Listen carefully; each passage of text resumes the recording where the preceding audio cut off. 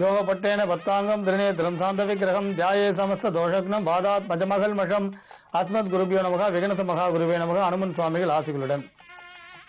இந்த மந்திரங்கள்ல சில மந்திரங்கள் உடனடியாக பலன் தரும், சில மந்திரங்கள் நிதானமாக பலன் தரும், சில மந்திரங்கள் நினைத்த மாத்திரத்தில் பலன் தரும், சில மந்திரங்கள் ஜபிக்கிறதுக்கு முன்னையே கூட பலன் தரும்.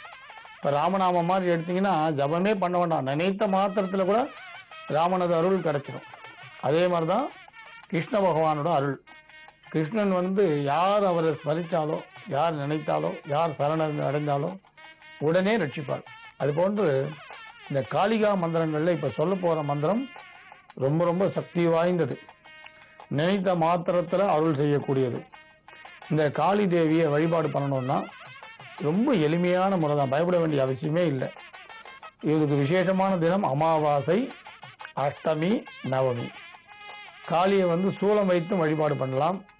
விசேஷம்னு சொன்னா திராட்சை ரசம், அந்த பனங்கள் கண்டு அல்லது கல்கண்டு போட்டு திராட்சை ரசம் நைவேத்தியம், எள்ளு ஓரை, அதாவது எள்ளால செய்த அன்னம், இது ரெண்டுமே ரொம்ப விசேஷமானது.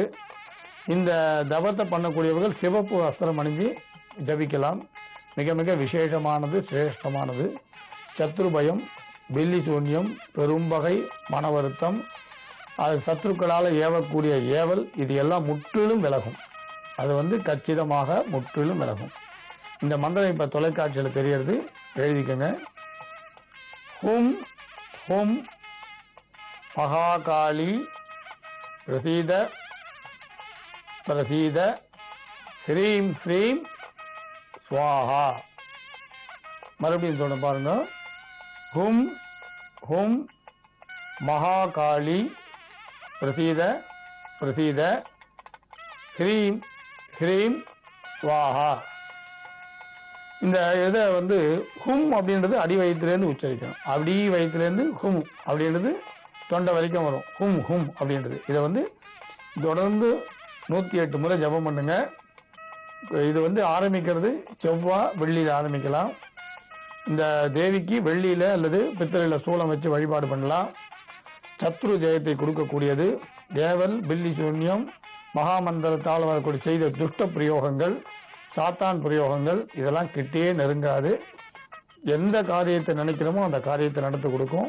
கோர்ட்ல நமக்கு எதிராக பொய் சாட்சி சொல்லக்கூடியவர்கள்லாம் பயந்து மிரண்டு நடுங்கி விலகி சென்று விடுவார்கள். இந்த தேவி இருக்கக்கூடிய இடத்தில் மங்களகரமான விஷயம்தான் இருக்கும், அமங்கலமே இருக்காது. சர்வசத்ரு ஜெயத்தை கொடுக்கக்கூடியவள். நியாய தர்மங்களுக்கு உட்பட்டு நீங்க எந்த கோரிக்கையை வைக்கிறீங்களோ அந்த கோரிக்கையை அம்பாள் கட்டாயம் நடத்தி கொடுப்பா. உங்களுக்கு எதிராக நடக்கக்கூடிய சதி, போராட்டம், சூழ்ச்சி, பகை இதெல்லாம் கட்டாயம் விலகும். தர்மார்த்த காமமோட்சம் சொல்லி நீங்க எதிர்பார்த்த நல்ல விஷயங்கள் அனைத்தும் உங்க இல்லத்துல நடக்கும். இது ஆணும் ஜபிக்கலாம், பெண்களும் ஜபிக்கலாம். கட்டாயம் பெண்களும் ஜபிக்கலாம். காளி தேவியோட மந்திரம்ன்றதுனால பெண்கள் ஜபிக்க கூடாதுன்ற பயம் வேண்டாம். கட்டாயம் பெண்களும் ஜபிக்கலாம். அதனால ஆண் பெண் இருபாலர்களும் ஜபிக்கக்கூடிய எளிய மந்திரம். குளிச்சு சுத்தமா இருந்து காலை வேலையில ஜபிக்கிறது மிக மிக உத்தமம். மாந்திரீக பிரயோகங்கள் பண்ணக்கூடியவர்கள் ஆலமரத்தடியிலையோ வன்னி மரத்தடியிலையோ உட்கார்ந்து ஜபம் பண்ணுவா. இந்த காளியோட ஜபத்தை பிரயோகம் பண்றதுக்கு எந்திரம் வேண்டும். அது மகாமந்திர பிரயோகமா இருந்தா குரு உபதேசம் கட்டாயம் வேணும். கட்டாயம் குரு உபதேசம் இருந்து இந்த ஜபத்தை செய்யும் பொழுது அதுக்குரிய மந்திர சித்திகள் கிடைக்கும். இந்த மந்திரத்தை சித்தி செய்த சாதகன் உலகிலும் கொண்டாடப்படக்கூடிய மிகப்பெரிய வீரனா இருப்பான்னு சொல்லலாம். அந்த நபருக்கு எந்த சென்ற இடமெல்லாம் செல்வாக்கு பெருகும், வாக்கு சித்தி உண்டாகும். என்ன நினைக்கிறாரோ அது நடக்கும்.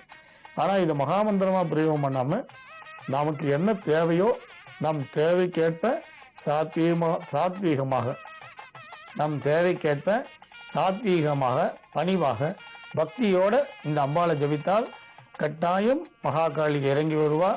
அவளோட அருள் கட்டாயம் கிடைக்கும். சத்ருக்களை நிகிரகம் செய்வதில் இவள் சமர்த்தல். இந்த மகாகாளியை, மகாமாயையை எல்லோரும் சிந்தையில் வைத்து பூஜை பண்ணுங்க. இவதான் கிருஷ்ண பகவானை காப்பாற்றிய மகாகாளி, மகாமாயை. இவ கம்சன்டேந்து கிருஷ்ணனை காப்பாற்றியவர். அவளுக்கு எல்லாருக்கும் அந்த கதை தெரியும்.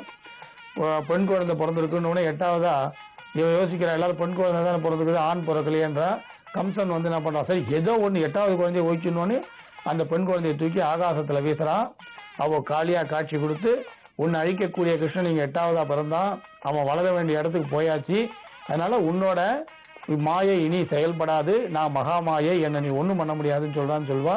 அப்புறம் அவதான் துலோபதியா பிறக்கிறா. துலோபதி அம்மனாரா கிருஷ்ணனுக்கு ரொம்ப பிரியமானவளா இருக்கா. அதே மாதிரி கிருஷ்ணன் தன் சகோதரியா இருக்கக்கூடிய திரௌபதியை ஒரு கட்டத்துல காப்பாத்துற, ஒரு கட்டம் இல்ல பல கட்டத்துல காப்பாத்துற. இந்த அற்புதமான மந்திரத்தை தொடர்ந்து ஜெபம் பண்ணுங்க.